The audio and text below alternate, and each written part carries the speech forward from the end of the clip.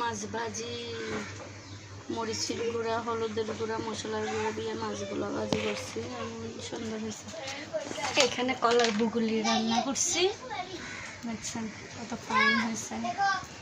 এখানে মাছের ঝাল রান্না করতেছি, মাছের কাঁটাগুলো বাছি, তারপরে কাঁটা ফালাই দিছি, ফালাই দিয়ে তারপরে ঝাল করতেছি। যে মরিচ খোলা বলে, কেউ বলে মরিচ খোলা, কেউ বলে ঝাল। এগুলাকে ঝাল দিতে দিতে, আগুন দিতে দিতে শুকাই ফেলবো, শুকাই একদম ভর্তার মতো বানাই ফেলবো। এগুলো সম্পূর্ণ মাছগুলোর কাটা পাচ্ছি। এখন ডালের মতো লাগতেছে, একটু পরে সব পানি শুকাই যাবে। শুকাইলে দেখবেন আপনারা, আমি এই ভিডিওটা আপনাদের সাথে শেয়ার করব। সাথে আমি তো একটা একটা করে শেয়ার করি, এই জন্য দেখেন না। এখানে ছোট মুরগির বাচ্চা দিয়ে আলু দিয়ে রান্না করছি, এই একটা তরকারি।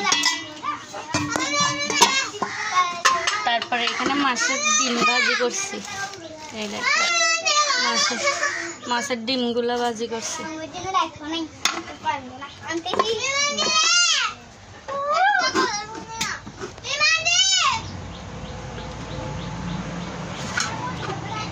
এখানে আমি শাক রান্না করছি, দেখেন বুটের ডাল দিয়ে এই শাক, পাঁচমিশালি শাকগুলা, সব ধরনের শাক।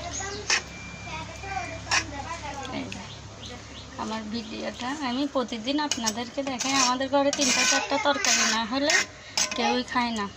বড় মাছ ভাজি করছি, আর হলো শাক রান্না করছি, দেখছেন তো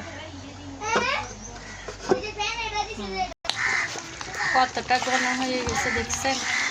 এরকম করে আরও ঘন হয়ে যাবে, ঘন হয়ে একদম ভর্তার মতো হয়ে যাবে।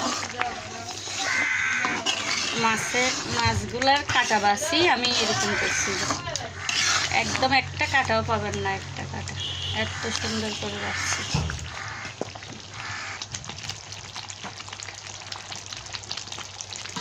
যে মাছগুলো হয়ে গেছে, আর একটু হবে, আর একটু হলে শেষ।